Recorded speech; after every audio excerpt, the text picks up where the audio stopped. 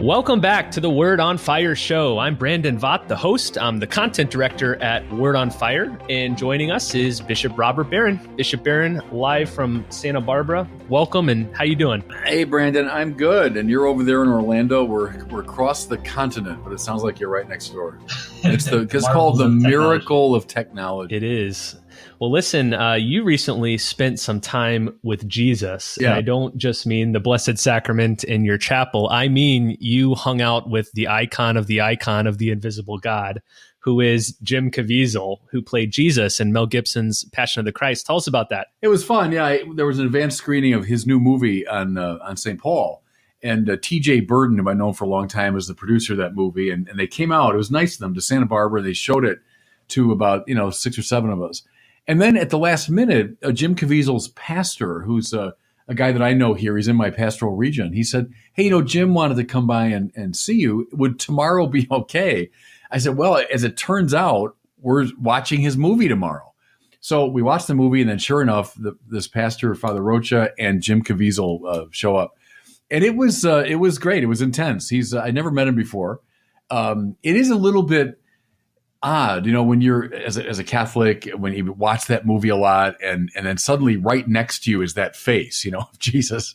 And he's a very intense guy, very bright, very spiritually alert, full of focus and energy around the church.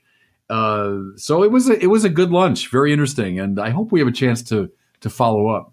Did he talk about what sort of change it had on his life playing Jesus? And for my generation, yours too, anybody who grew up with this film, I mean, he is the face of Jesus for a lot of people. What does that do to a person? No, I think it had a big impact on him, and he often tells the story. He told it again that at the time of that movie, he was 33.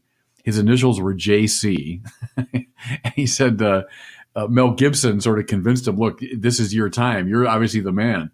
And I think it had a huge impact on him, obviously. And, and he did suffer and that's a classic thing. People that play Jesus often have a hard time in their careers, afterwards. And I think he's had some ups and downs.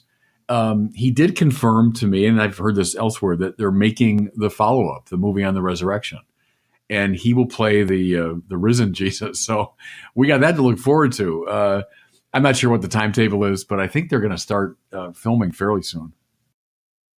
Well, today we're talking about another famous and influential man named Jordan Peterson. And let me preface this by saying that we've never received the level of interest for any topic or any person that we have for Jordan Peterson. I think we've got at least 50 emails and comments and tweets requesting that Bishop Barron comment on the whole Jordan Peterson phenomenon. So this is clearly something people have been clamoring for a while. Bishop, before we get into who he is and some of his main ideas, let me give you a little bit of brief background for those unfamiliar with him. So Jordan Peterson is a Canadian clinical psychologist. He's a cultural critic, a professor of psychology at the University of Toronto. He's written 2 books in his life. One was a massive and very complex book called The Maps of Meaning. I think came out about a decade ago. But then he just released a book a few weeks ago titled 12 Rules for Life, An Antidote to Chaos. And this book has been the #1 best-selling book overall on Amazon.com and basically every country. #1 in America, #1 in England, #1 in Canada. And it's sat on the top of the list for several weeks now. So clearly this is somebody who's resonating with the culture. The Spectator says that he's one of the most important thinkers to emerge on the world stage for many years. He's also exploded on YouTube. His YouTube channel has 40 million views, almost 1 million subscribers. And he does these long 2 or 3 hour lectures on the Bible that get millions of views. So a really interesting and unique phenomenon. Bishop, let me ask you this initial question. How did you first come across Jordan Peterson, and what were your initial impressions? I first came across the name through our, I think, YouTube page. So people make comments, and ask questions. And I look at those as they come in. And I began to notice people saying, hey, you remind me of Jordan Peterson, or getting a lot of Jordan Peterson vibe here. Especially, remember the one I did on Kathy Griffin? Remember that one? And she had the severed head of the president, all that stuff. And I remember at the time thinking, I don't know who Jordan Peterson is. Never heard of him. And so I think I Googled him or something and got the basic, oh, okay, he's a professor of psychology. So then more and more, I would say at least once a week, I'd have someone saying, hey, this is like Jordan Peterson. When are you going to talk to Jordan Peterson? So then I began to get more interested, and I began to look at his work. And here's what first struck me: is I'm thinking, okay, he's going to be some real pop sort of guy, and he's obviously appealing very broadly. So it's going to be a, maybe somewhat superficial, slick presentation. Well, I go on the website and I find here's a guy. The first one I came across, actually, he's sitting in a poorly lit room on a like a folding chair. He's got a microphone, hooked on. He's got a book open on his lap. And what's the book? It's the Beyond Good and Evil of Friedrich Nietzsche, one of the densest philosophical texts of the 19th century. And he starts talking in a pretty serious professorial way about this book. And I'm thinking, wow, this is the guy that is getting so much attention. And I mean that very much as a compliment, that he was really engaging things pretty seriously. And I took it as a sign of hope, that, wow, that a lot of people are watching this sort of thing. So then I began to listen to him more carefully, and I kind of got the gist of what he was driving at. And then finally, I got around to this book that just came out, which, I read with great interest. So anyway, that's how I kind of got into the Jordan Peterson thing.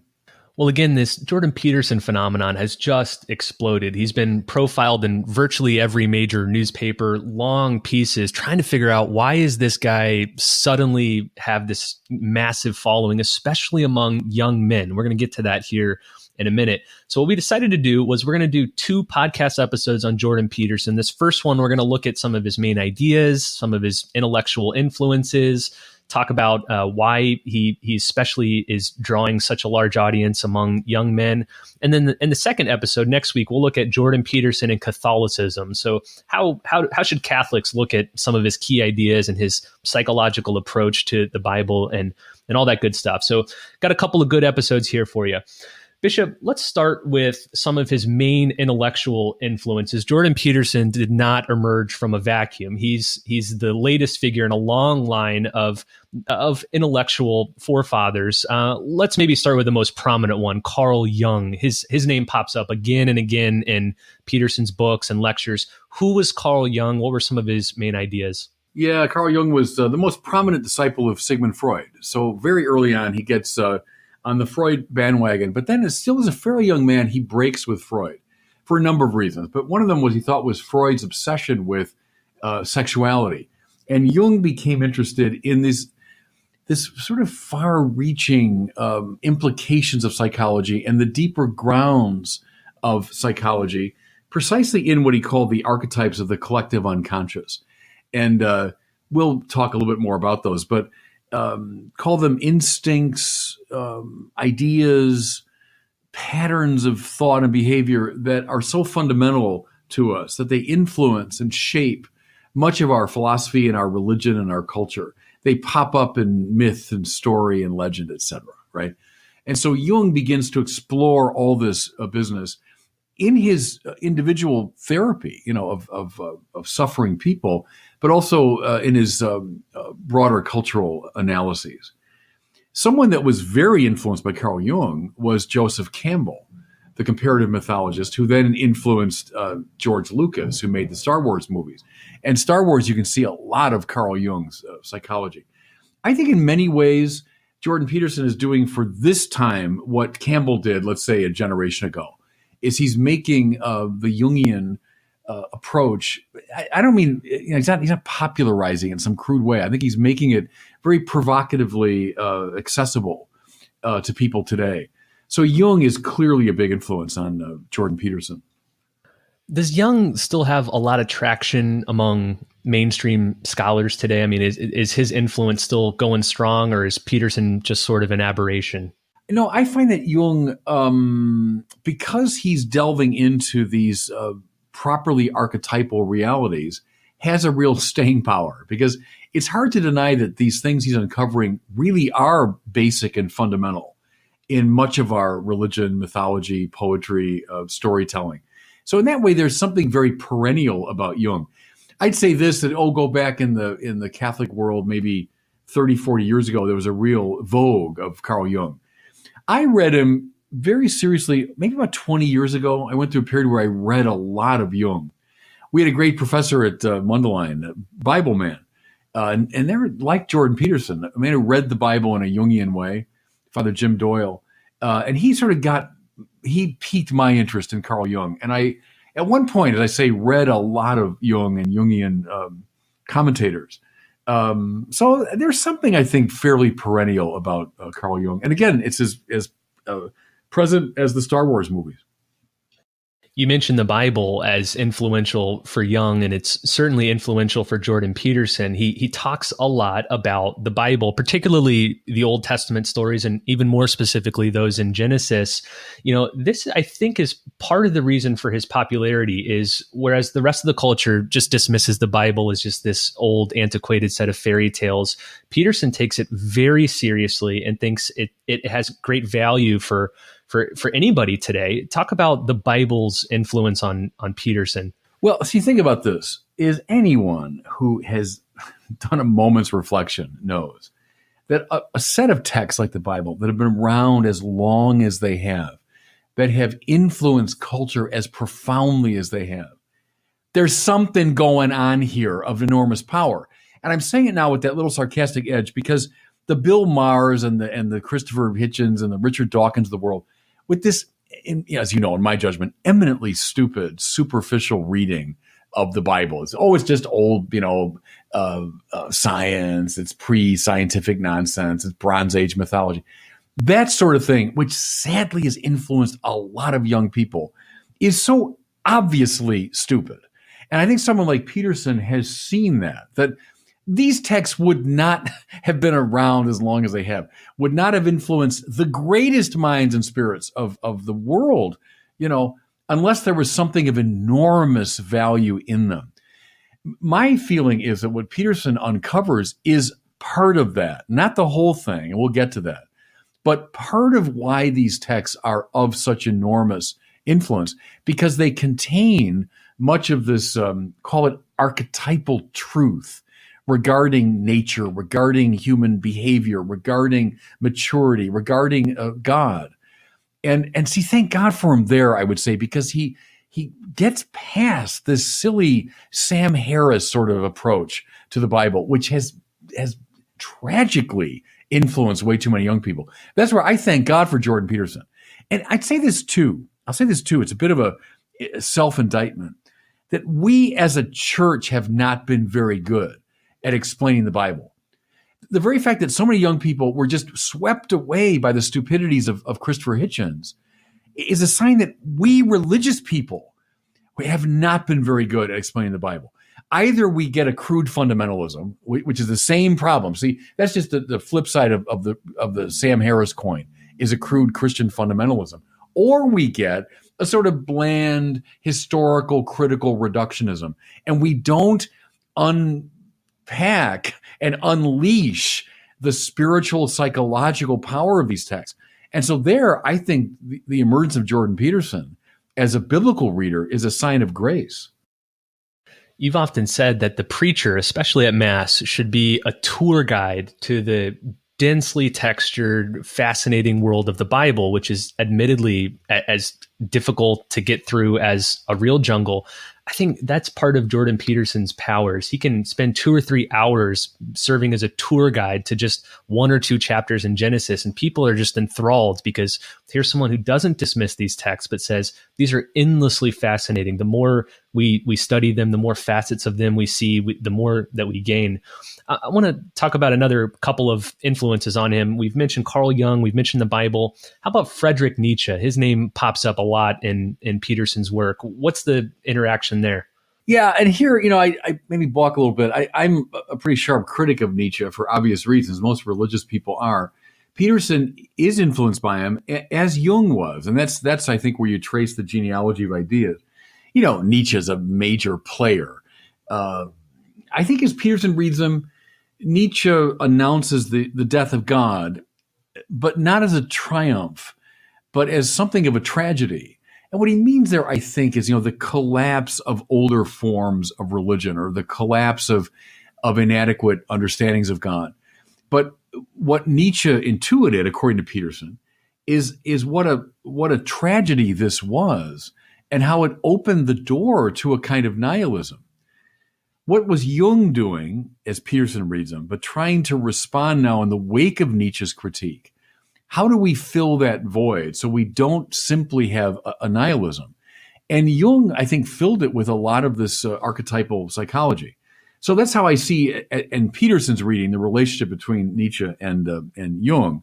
That Nietzsche is a great, important philosopher. Yes, indeed. I'm somewhat more skeptical of Nietzsche. I'm more skeptical than Jordan Peterson is. The one book that pops up most often in Jordan Peterson's work is a classic titled The Gulag Archipelago, which was authored by the great critic of Soviet Russia, Alexander Solzhenitsyn. Talk about who he is, first of all, and why does he seem to be so important for Peterson? Yeah, and I'm just kind of getting a handle on this. It comes up in his most recent book and elsewhere too. Solzhenitsyn, this great figure, Russian, who was a victim of really both the Nazi tyranny and especially the Soviet tyranny, spends decades in these awful prison camps, what he called the Gulag Archipelago, this archipelago of prison camps all over Russia, suffered from cancer. I mean, like tragedy after tragedy. I think what Peterson finds so intriguing about Solzhenitsyn is he stands, as it were, on a razor's edge. On the one side, he could very easily have fallen into simply a bitterness and a despair and a hatred of the world and of God and of his fate, right? Or what he in fact did was look deeply into himself and to find resources for meaning and for purpose in himself, even to the point of recognizing his own contribution to the degradations of the Soviet Union, that in his early years he was a supporter to some degree. That sort of honest self-searching gave him a clarity of vision and a sort of moral integrity, which allowed him at the propitious moment to write the great book, to tell the great truth in the face of all the lies that produced the Soviet oppression and the Gulag Archipelago. So he sees Solzhenitsyn, I think, as a kind of a saint of our time. We can slide into despair, or we can, I'll use his language, stand up straight, throw our shoulders back, live responsibly, see the world and ourselves with moral and intellectual clarity.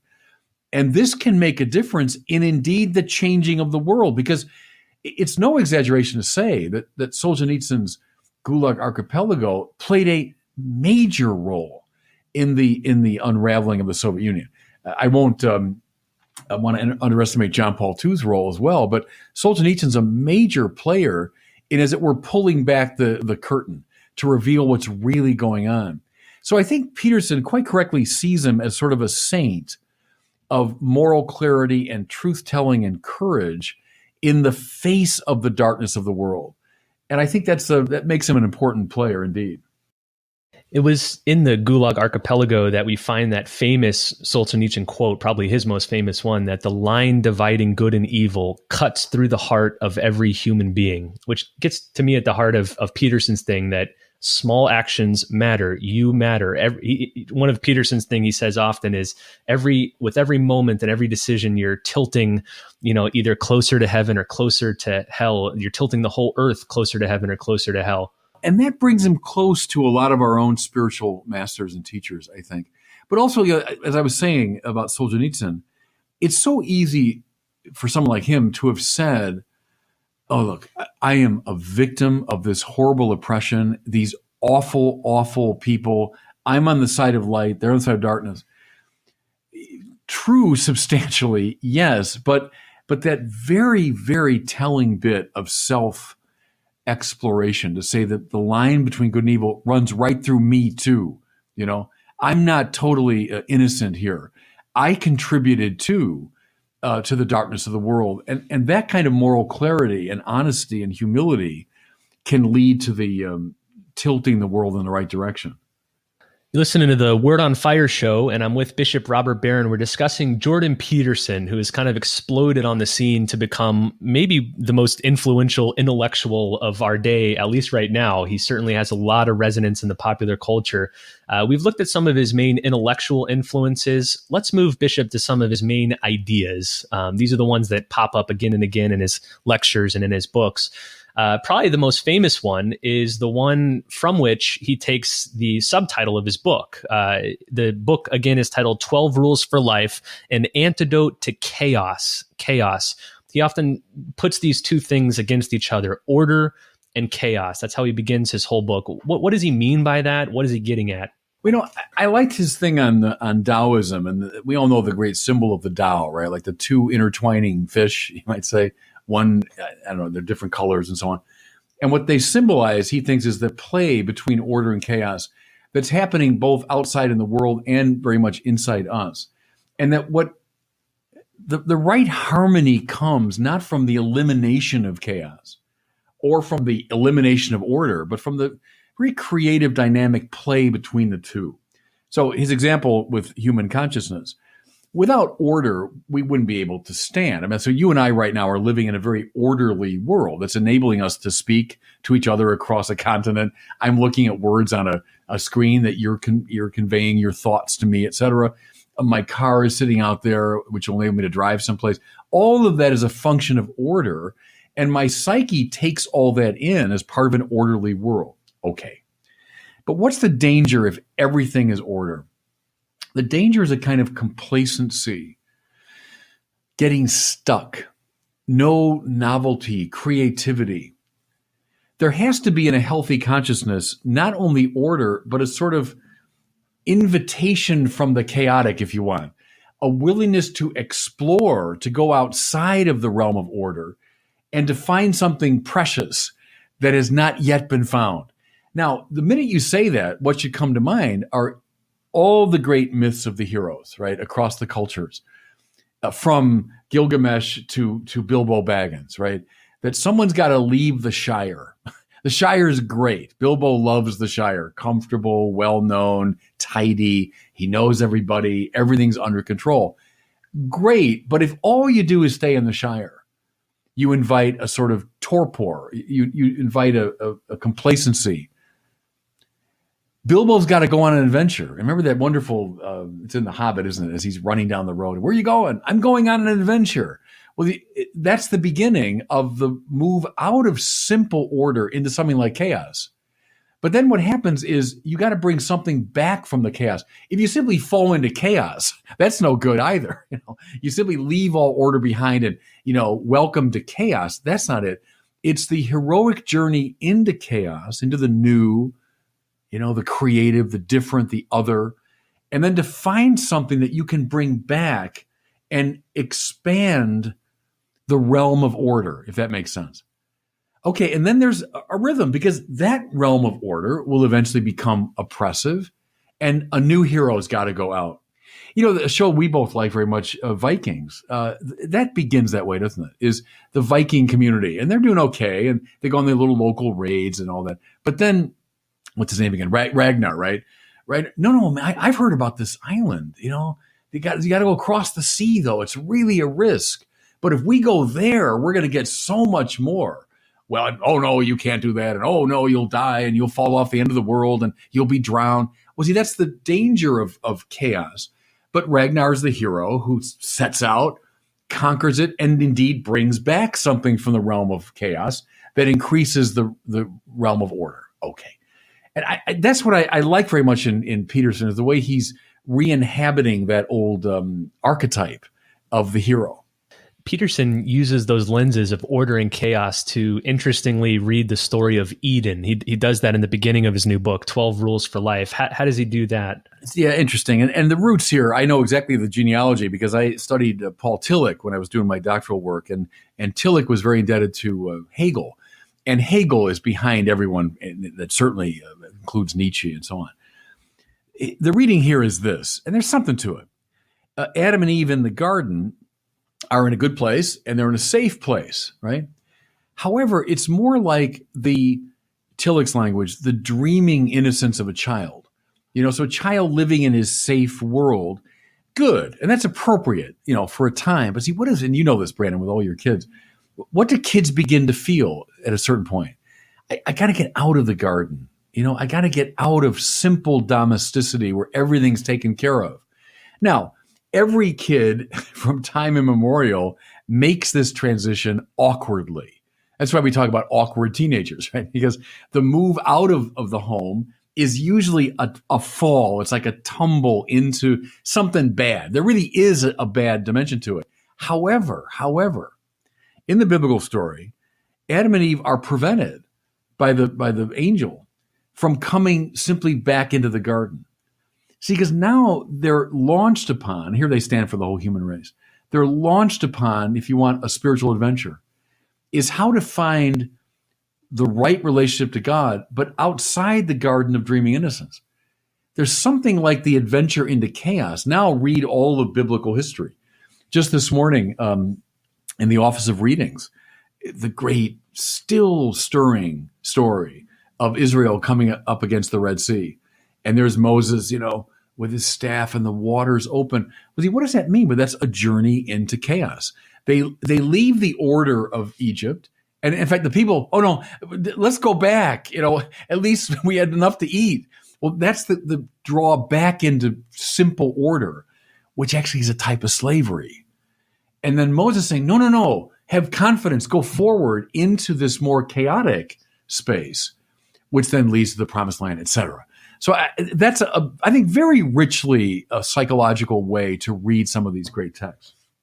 Another thing you'll see very often in Jordan Peterson's work, and he gets this, of course, from Carl Jung, is the idea of archetypes or archetypal ideas or people. In fact, I think he says that Jesus is the archetype of the perfect man. What does he mean by archetypes? What are these? Yeah, I think earlier I said it this way, a set of fundamental intuitions, ideas, patterns of thought and behavior. Jung himself felt that, you have to go way back to the beginnings of the human race, and that some of this is actually, Jung thought, hardwired into the brain itself. These, call them patterns, whereby human beings have sort of made sense of their lives and of the wider world.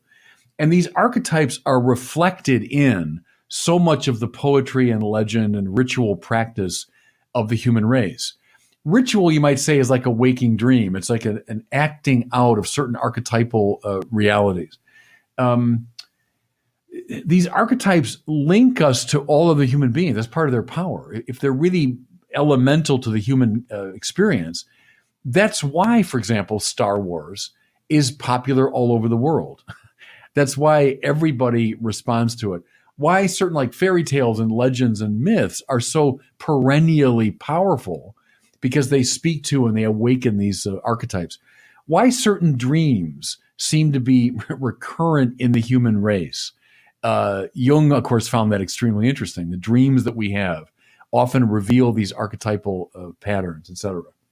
Something that I really appreciate in Peterson's work, because I hear undertones of Catholic spiritual wisdom in it, is his emphasis that life is suffering and suffering is inevitable, but suffering can become meaningful through sacrifice.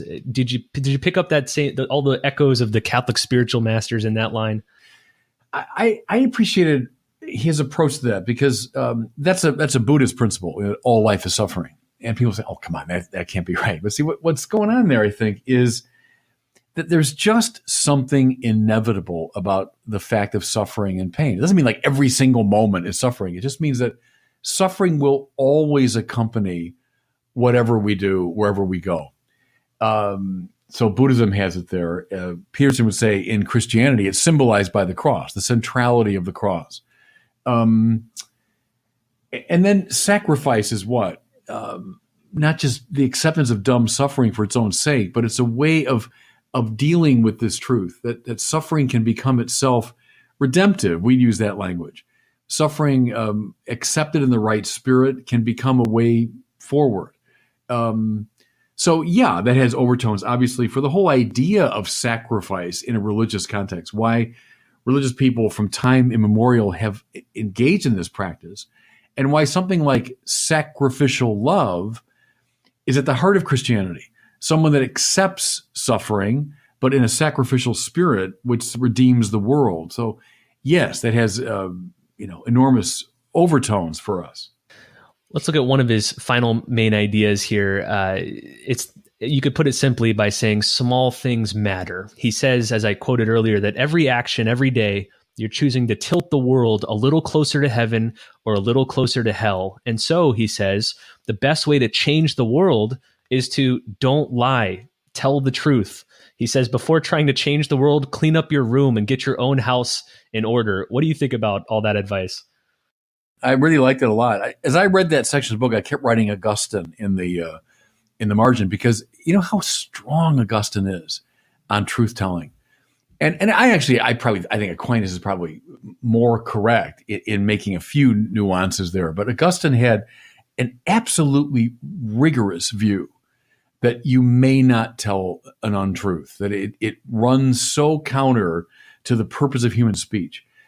And I think it's really good, though, the way he recovers that for our time, because he sees quite correctly the totalitarianisms flourished in a network and jungle of lies. It's lies about the human being, about God, about society, about the economy, about the other, etc. All these lies made it possible. Think of Hitler here as very useful, because Hitler famously said, is lies, the bigger the lie, the more persuasive it is. And he did it all the time. He lied in a big way, and that had a big impact on shaping society in a deeply dysfunctional way. And so you want to battle oppression and tyranny, totalitarianism, start by not telling lies. Start by telling the truth and being careful in your speech and articulating the way things are. Because what happens is every time you lie, you open up a wider space for dysfunction, and every time you tell the truth, you widen the space for beauty and for goodness. Here he's very much like Václav Havel, the Czech poet and playwright who then led some of the rebellion against the Soviet Union and then became, strangely, the president of the Czech Republic. But Václav Havel said that every time we speak the truth, we increase the space where people can stand in the truth. Then the more people stand, the bigger the space gets, and the more truth is said. And that's how he read what happened in 1989. It wasn't a bloody rebellion. It was rebellion, a spiritual rebellion. It was people telling the truth. And so I very much resonated with that. Let's spend the last few minutes of this episode backing out and just looking at the Jordan Peterson phenomenon in general. I mentioned some of the stats at the beginning, tens of millions of views, #1 best-selling book. He does these dense intellectual lectures that get millions of views. I want to talk specifically about his effect on young men in a moment, but in general, why do you think he's become so massively popular? Well, I think one is the Jungian thing, that when you tap into that, you're going to tap into something which is very fundamental.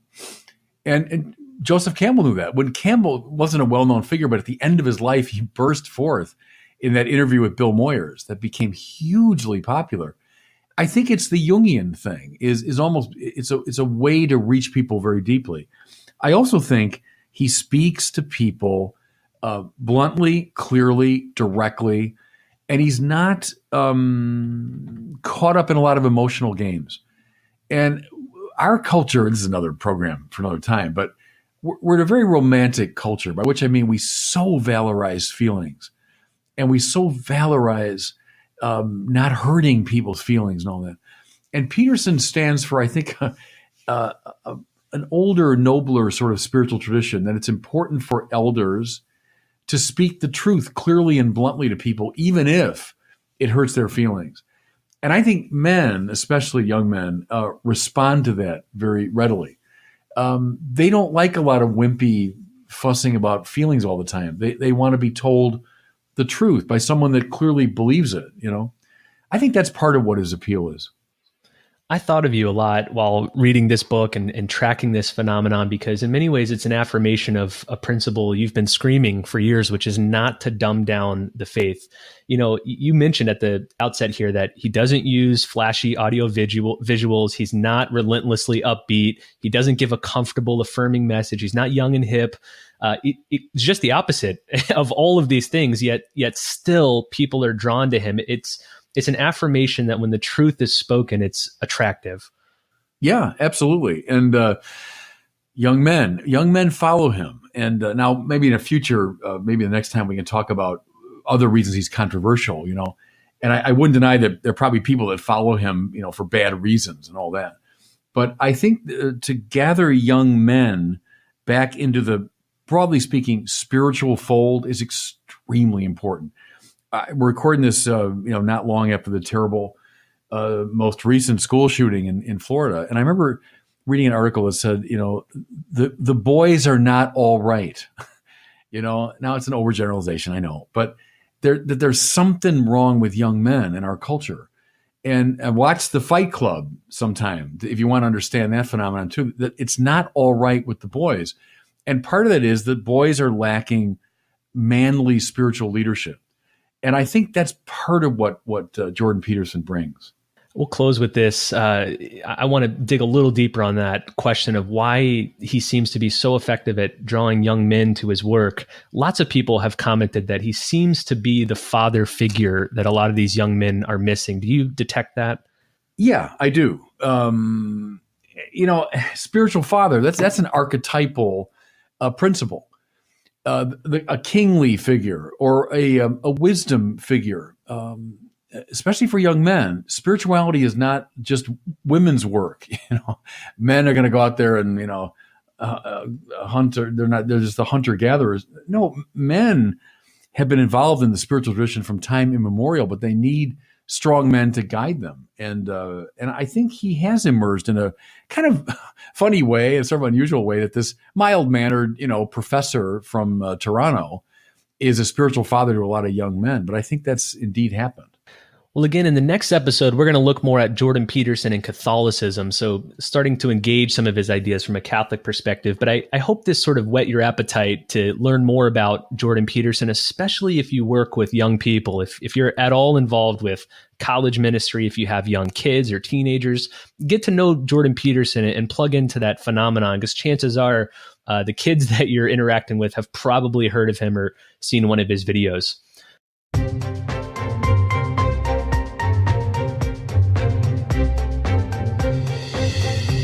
Well, it's time now for one of our questions from our listeners. If you have a question for Bishop Barron, just visit askbishopbarron.com and record your question on any device. Today, we have one from Jacob in Oregon, who asks about a topic Jordan Peterson is very interested in, namely mindfulness and meditation. Here's Jacob's question.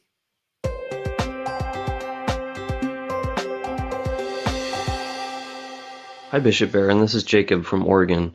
My question is about secular mindfulness meditation, especially in a therapeutic context for the treatment of anxiety and depression. Being derived from Buddhist practice, I'm wondering if this kind of meditation is appropriate for Catholics. Thanks.